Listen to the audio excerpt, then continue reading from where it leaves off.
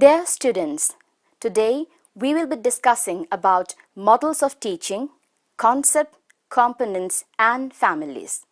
Introduction. The core of the process of teaching is the arrangement of environments within which the students can interact.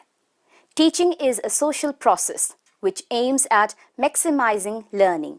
But teaching and learning is not related to each other in a bipolar manner.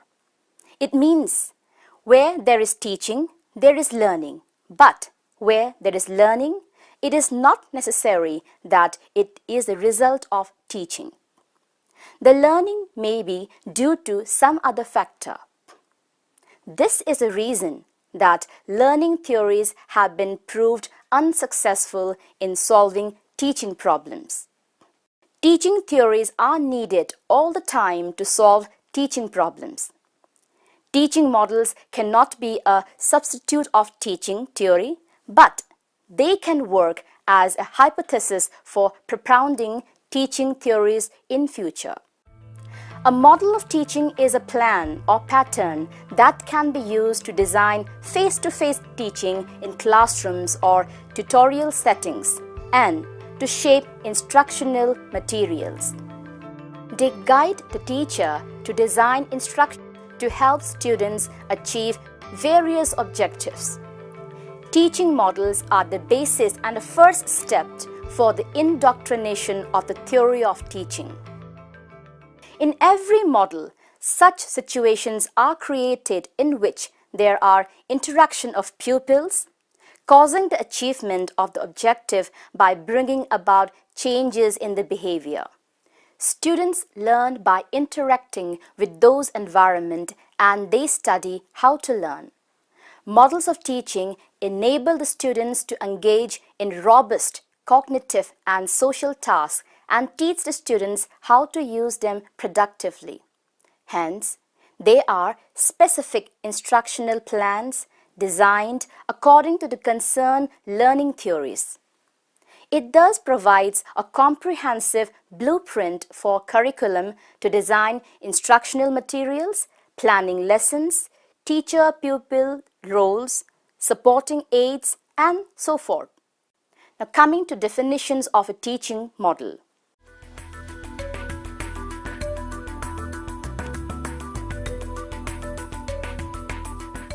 B.R. Joyce says, teaching models are just instructional designs.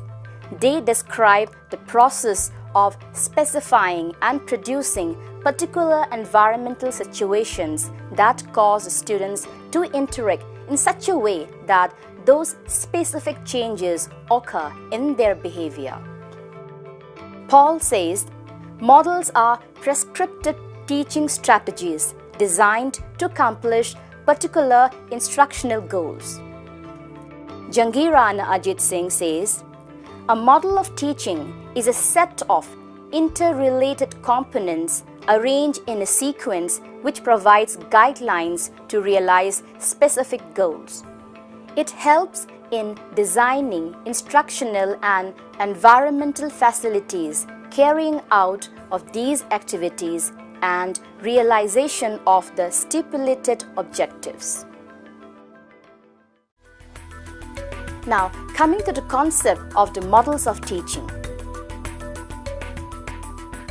Models are, in general, miniature representatives that summarize data or phenomenon and thus act as an aid to comprehension. They are like reproductions of reality. They are an analytical approach to a meaning that reduces the complexity of direct experience to a more limited scope of human comprehension. Models of teaching are, in fact, models of learning. As teachers help students to acquire information, ideas, skills, values, ways of thinking, and means of expressing themselves, they also teach them how to learn. They are prescriptive teaching strategies designed to accomplish particular teaching goals. When a teacher identifies a goal, selects one particular strategy designed to attain that goal, we can say that he is using a model approach. Simply put, models deal with the ways in which learning environments and instructional experiences can be constructed, sequenced, or delivered. They may provide theoretical or instructional frameworks, patterns, or examples for any number of educational components, curricula, teaching techniques, instructional groupings, classroom management plans, content development, sequencing, delivery, the development of support materials, presentation methods, etc. We have to now learn about the purpose of teaching models. Teaching models serve the following purposes. It helps a teacher to develop his capacity to teach and create conducive and appropriate environment learning. It can present a real and practical outline of teaching and thus give a practical shape to learning situations. To select suitable stimulus so that the students may respond in desired manner. To specify teaching strategies to achieve desirable educational objectives by analyzing the interaction in the classroom situations. It helps to modify or redesign existing methods and instructional delivery of the emerging or altered instructional techniques and may meet the needs of today's students. To help to modify the teaching strategies and tactics if expected changes in the behavior do not occur. It helps to formulate a theory of teaching, to help gain needed insights into why some methods work with some learners while others do not. Now coming to the fundamental elements of a teaching model.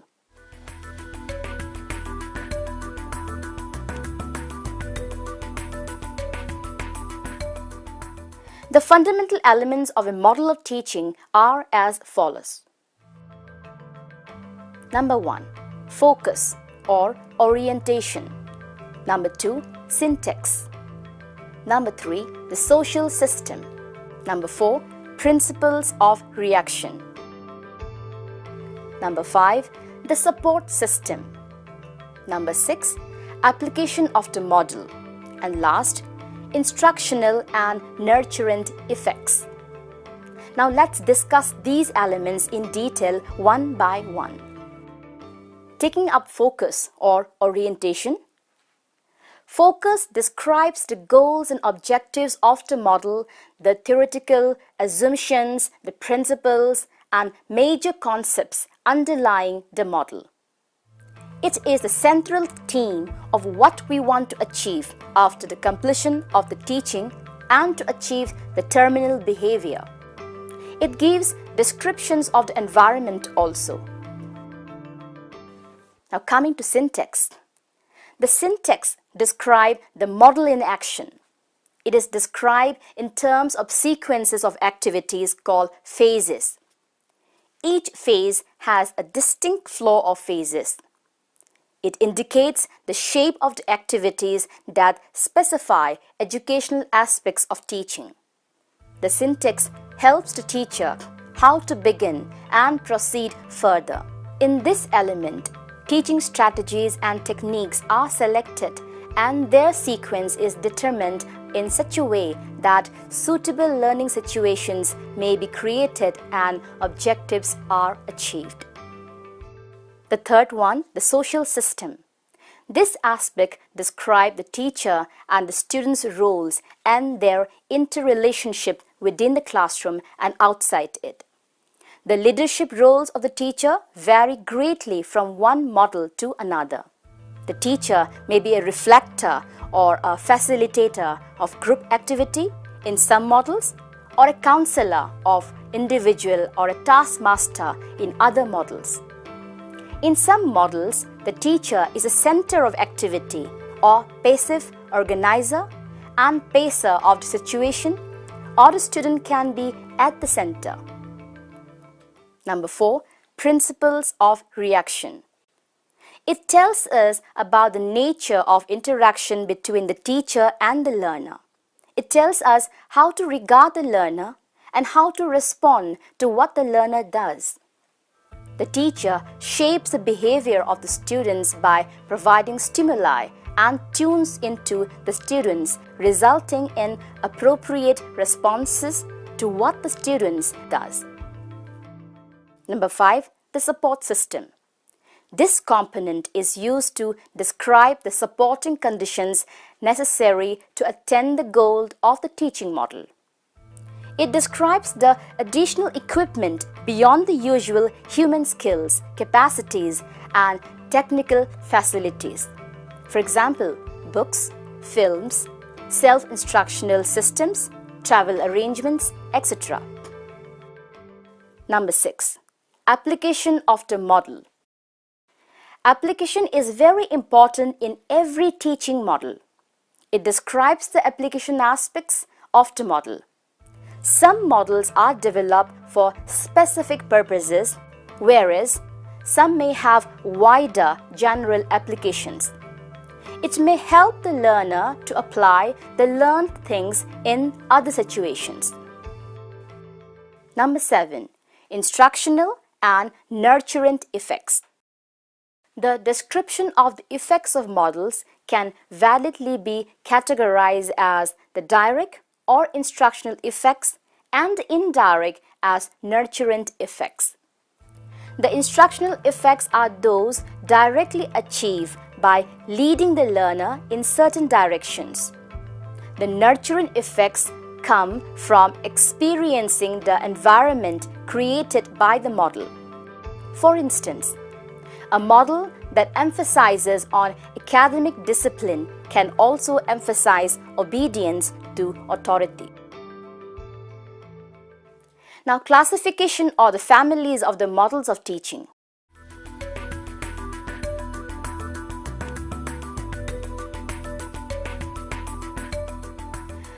Joyce, Weil and Showers in 1992 found that models of teaching are in abundance.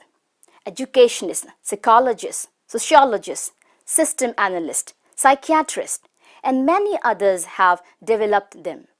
Models of teaching range from simple, direct procedures that enable to get immediate results to complex strategies that students acquire gradually with patience and skillful instructions.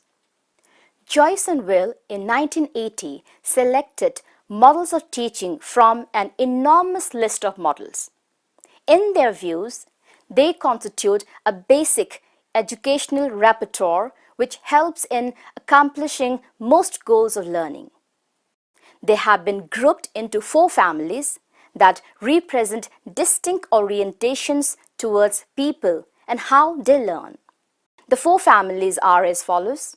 Number 1, information processing models. Number 2, personal models. Number 3, social interaction models. And number 4, behavior model. Let's now study them one by one. Taking up information processing models.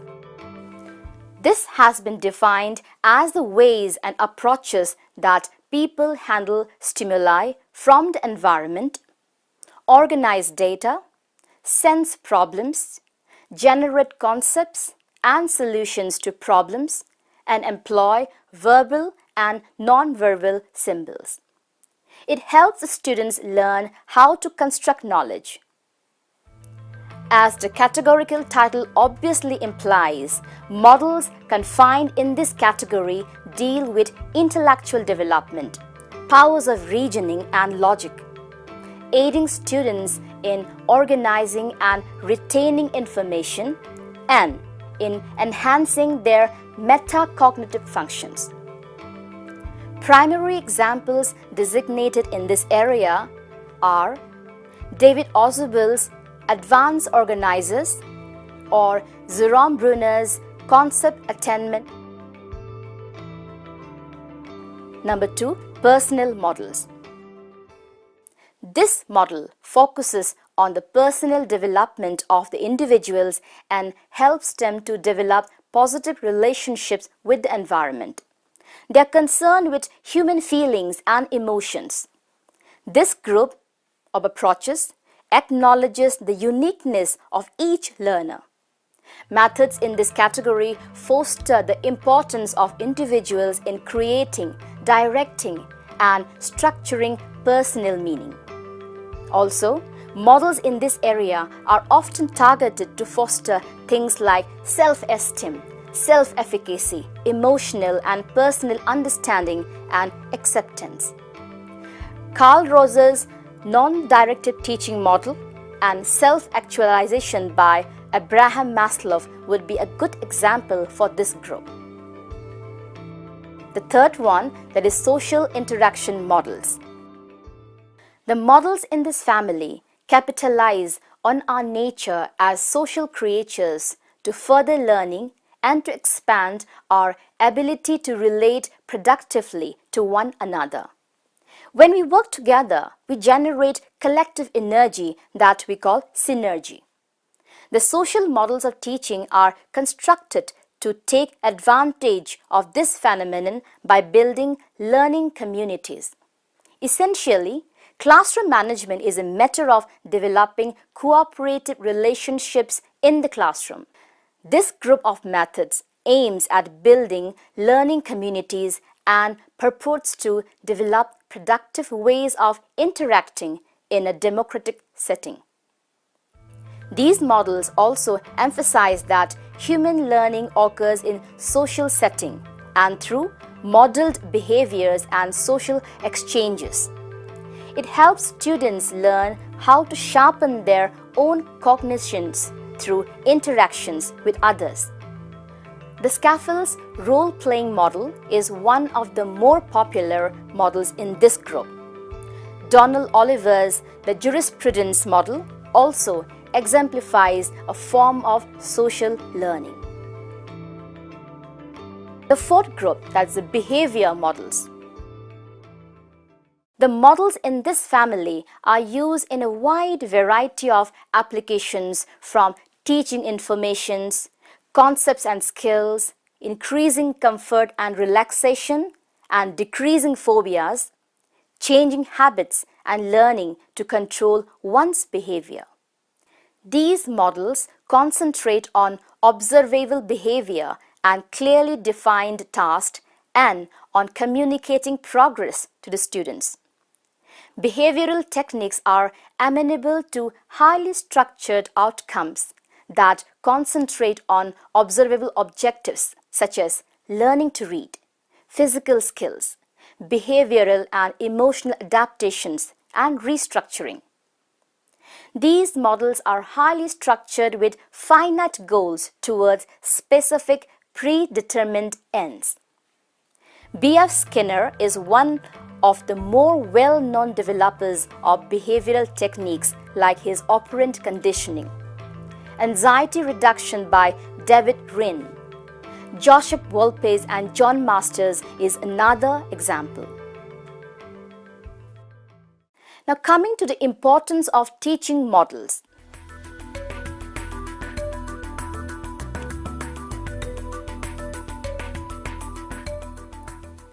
Teaching models have many advantages.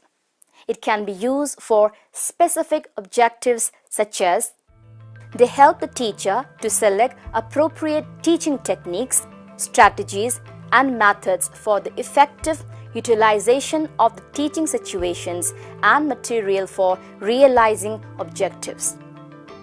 They help in bringing about desirable changes in the behavior of the learners. They help the teacher in creating favorable situations for carrying teaching process.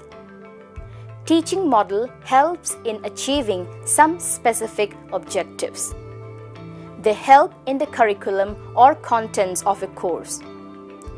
They stimulate the development of new educational innovations. These models help establish teaching and learning relationships empirically. Now, coming to the conclusion of our topic,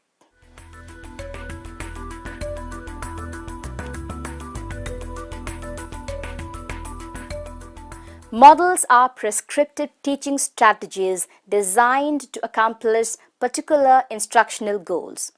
Though the development of teaching models is still in its infancy stage, a lot is needed to work in this direction.